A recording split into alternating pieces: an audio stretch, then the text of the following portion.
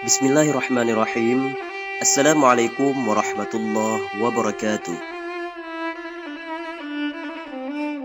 Nabi Sulaiman alaihissalam dikaruniai oleh Allah Subhanahu wa taala kekuasaan untuk menundukkan banyak makhluk seperti jin, manusia, dan hewan.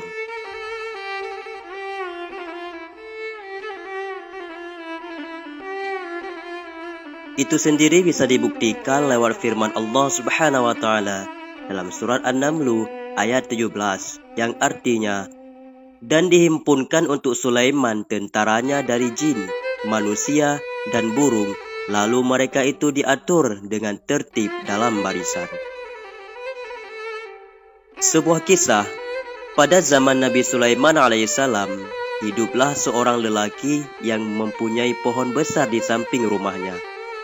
Di atas pohon tersebut menjadi sarang burung merpati yang sedang bertelur. Suatu hari, istri dari laki-laki itu menyuruhnya untuk memanjat pohon besar itu dan mengambil telur merpati untuk dijadikan makanan bagi anak-anak mereka. Laki-laki itu pun lantas melakukan perintah dari istrinya. Selepas kejadian itu, induk merpati mengadu kepada baginda Nabi Sulaiman alaihissalam. Sang induk menceritakan kejadian tersebut. Akhirnya, Nabi Sulaiman mengundang laki-laki itu dan menyuruhnya untuk bertobat. Laki-laki tersebut berjanji kepada Nabi Sulaiman alaihissalam untuk tidak akan mengulangi perbuatannya lagi. Suatu ketika, si istri menyuruhnya lagi untuk mengambil telur merpati. Laki-laki itu pun berkata kepada istrinya, "Aku tidak akan melakukannya lagi, sebab Nabi Sulaiman alaihissalam telah melarangku untuk berbuat yang demikian." Lantas istrinya menjawab, "Apakah kamu menyangka Nabi Sulaiman akan mempedulikan dirimu atau merpati itu?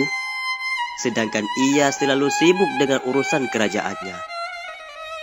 Si istri tak henti-henti membujuk suaminya agar ia mau melakukannya lagi, hingga pada akhirnya pun ia terbujuk juga. Seperti biasanya, ia memanjat pohon besar itu dan mengambil telur merpati itu lagi.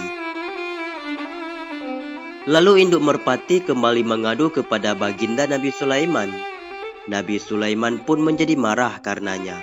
Kemudian beliau memanggil dua jin, yang satu berasal dari ujung timur dan yang satunya lagi berasal dari penjuru barat. Keduanya diminta oleh Nabi Sulaiman alaihissalam untuk menjaga pohon tersebut oleh baginda Nabi Sulaiman alaihissalam. Baginda mengatakan kepada kedua jin itu, "Jagalah pohon besar itu, dan ketika laki-laki itu mengulang perbuatannya, mengambil telur merpati itu, raihlah kedua kakinya dan jatuhkan ia dari pohon itu." Kedua jin itu pun bergegas pergi dan menjaga pohon yang disuruh oleh Nabi Sulaiman. Ketika merpati sudah bertelur lagi, laki-laki itu segera memanjat dan meletakkan kedua kakinya pada pohon itu. Belum sampai di atasnya, tiba-tiba datanglah seorang pengemis mengetuk pintu rumahnya.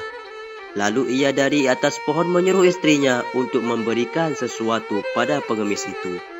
Lantas istrinya berkata, "Aku tidak punya apa-apa, wahai suamiku." Laki-laki itu pun turun dari pohon dan mengambil sepotong roti. Kemudian ia memberikannya kepada si pengemis.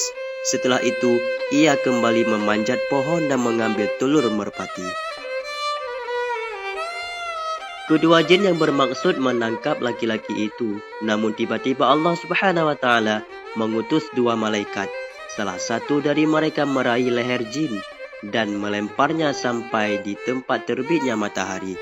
Sedangkan yang satunya lagi meraih leher jin yang satunya lagi dan melemparnya sampai di tempat terbenamnya matahari. Sehingga laki-laki itu pun aman mengambil telur merpati tersebut. Merpati pun kembali menghadap Nabi Sulaiman dan mengadukan kejadian tersebut kepadanya. Sehingga Nabi Sulaiman bertambah marah. Kemudian ia memanggil kedua jin yang diberi tugas menjaga pohon itu. Nabi Sulaiman berkata kepada kedua jin itu, "Kalian berdua telah mengkhianatiku." Kedua jin itu pun menceritakan apa yang terjadi. Mengetahui bahwa hal tersebut rencana dari Sang Maha Sutradara Allah Subhanahu wa taala, Nabi Sulaiman pun tak bisa berbuat apa-apa. Dari riwayat di atas dapat kita ambil manfaat dan pelajaran betapa telah berulang kesalahan dari hambanya hanya sebab apa yang disedekahkan, meski hanya sepotong roti. Hal tersebut telah membuktikan sebuah hadis yang diriwayatkan oleh Imam Tirmizi. Rasulullah SAW bersabda, sesungguhnya sedekah benar-benar memadamkan kemurkaan Allah Subhanahu wa taala dan menghindarkannya dari kematian yang buruk dan menjadi tolak bala bagi pelakunya.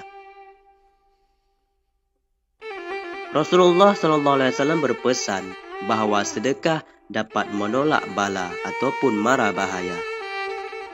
Sebuah hadis yang diriwayatkan oleh Imam At-Tabrani, Rasulullah bersabda yang artinya, bersegeralah kalian untuk mengeluarkan sedekah, karena sesungguhnya bencana tak dapat melewati sedekah. Sedekah bukan saja menghindari dari bencana, akan tetapi bencana tidak akan melewati jika ada orang-orang yang bersedekah. Kita memang tidak bisa memastikan sedekah yang mana dan sedekah apa saja yang bisa menghindarinya. Namun, sedekah tersebut bisa kita lakukan untuk agar bencana tak sedikit pun melewati kita. Namun kadang, ujian bencana tetap akan datang kepada kita, bukan karena Allah Subhanahu wa taala tidak sayang dan tidak menilai sedekah kita. Namun, ini adalah bentuk ujian apakah kita akan tetap bersedekah seperti biasanya walaupun bencana dan kesulitan kita hadapi.